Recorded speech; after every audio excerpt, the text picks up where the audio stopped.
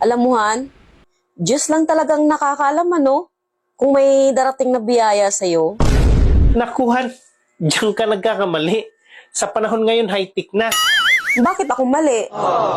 Bago pa dumating sa'yo yung biyaya, may pumunta na dito para mangutang. Oo nga, no?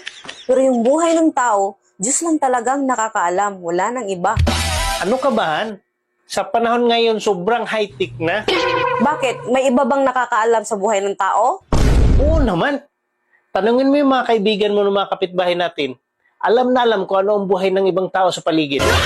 Pero yung sikreto mo, alam na din ba ng mga kapitbahay natin? High-tech na kamo ngayon, di ba?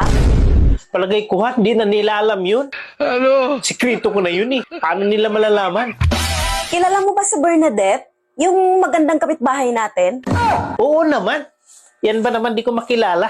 Kilalang kilala. Bakit niya alam na tabingi yung pututoy mo? Bakit natahimik ka? Bakit niya alam na tabingi yan? Siguruhan dahil ano? Dahil ano? Kasi Han, high-tech na ngayon.